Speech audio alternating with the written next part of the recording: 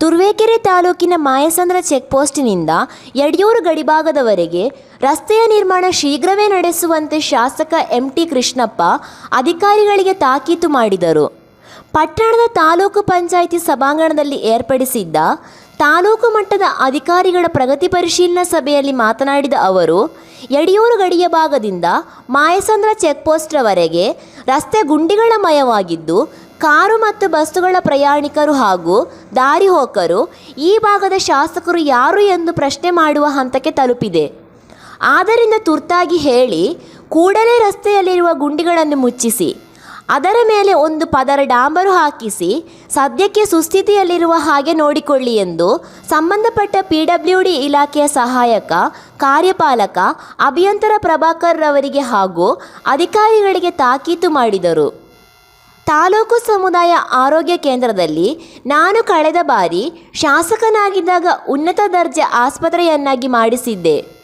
ಈ ಆಸ್ಪತ್ರೆಯಲ್ಲಿ ಡಯಾಲಿಸಿಸ್ ಕೇಂದ್ರವನ್ನು ತೆರೆದಿದ್ದು, ಕೊಠಡಿಯಲ್ಲಿ ಯಂತ್ರೋಪಕರಣಗಳು ಇದ್ದರೂ ಖಾಸಗಿ ಆಸ್ಪತ್ರೆಗಳಿಗೆ ಶಿಫಾರಸು ಮಾಡುತ್ತಿದ್ದಾರೆ. ಆಸ್ಪತ್ರೆಯಲ್ಲಿ ಗರ್ಭಿಣಿಯವರಿಗೆ ಶಸ್ತ್ರಚಿಕಿತ್ಸೆ ಮಾಡುವ ಸಮಯದಲ್ಲಿ ಹೆಚ್ಚಿನ ಹಣವನ್ನು ಒತ್ತಾಯಪೂರ್ವಕವಾಗಿ ಪಡೆದುಕೊಳ್ಳುತ್ತಿದ್ದಾರೆ. ಇಲ್ಲವಾದಲ್ಲಿ ಬೇರೆ ಆಸ್ಪತ್ರೆಗಳಿಗೆ ಹೋಗಿ ಎಂದು ಹೇಳುತ್ತಿದ್ದಾರೆ. ತಮ್ಮ ಆಸ್ಪತ್ರೆಯಲ್ಲಿರುವ ಎಲ್ಲ ಸಿಬ್ಬಂದಿಗಳೊಂದಿಗೆ ಸಭೆ ಕರೆದು ಸಮಾಲೋಚಿಸಿ ಶೀಘ್ರದಲ್ಲಿ ಇಂತಹ ಘಟನೆಗಳು ಮರುಕಳಿಸದಂತೆ ಎಚ್ಚರಿಕೆ ವಹಿಸಿ ಆರೋಗ್ಯ ಅಧಿಕಾರಿಗಳಿಗೆ ಸೂಚಿಸಿದರು.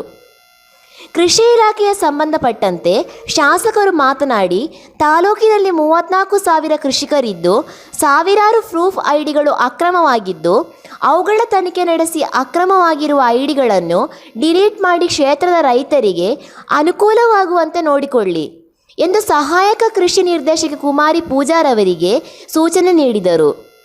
ಈ ಸಂದರ್ಭದಲ್ಲಿ ತಹಶೀಲ್ದಾರ್ ರೇಣುಕುಮಾರ್, ತಾಲೂಕು ಪಂಚಾಯಿತಿಯ ಕಾರ್ಯನಿರ್ವಹಣಾಧಿಕಾರಿ ಸತೀಶ್ ಕುಮಾರ್, ಬೆಸ್ಕಾಂನ AEE ಚಂದ್ರನಾಯಕ್, ಮೀನುಗಾರಿಕಾ ಇಲಾಖೆಯ ಸಹಾಯಕ ನಿರ್ದೇಶಕ ಮೋಹನ್ ಕುಮಾರ್, ಶಿಕ್ಷಣ ಇಲಾಖೆಯ BEO ಪದ್ಮನಾಭ, PRDAEE ವಾಸುದೇವ್, ಸಮಾಜ ಕಲ್ಯಾಣ ಇಲಾಖೆಯ ಸಹಾಯಕ ನಿರ್ದೇಶಕಿ ಕುಮಾರಿ ತ್ರಿವೇಣಿ, ತೋಟಗಾರಿಕಾ ಇಲಾಖೆಯ ಸಹಾಯಕ ನಿರ್ದೇಶಕ ಆಂಜನೇಯ ರೆಡ್ಡಿ, ಅಬಕಾರಿ ಇಲಾಖೆಯ ಇನ್ಸ್ಪೆಕ್ಟರ್ ದಿಲೀಪ್, ಆರೋಗ್ಯ ಇಲಾಖೆಯ ತಾಲೂಕು ಆರೋಗ್ಯ ಅಧಿಕಾರಿ ಡಾಕ್ಟರ್ ಸುಪ್ರಿಯಾ ಮತ್ತಿತರ ತಾಲೂಕು ಮಟ್ಟದ ಅಧಿಕಾರಿಗಳು ಭಾಗವಹಿಸಿದ್ದರು. ವರದಿ ಸುರೇಶ್ ಬಾಬು, ತುರುವೇಕೆರೆ.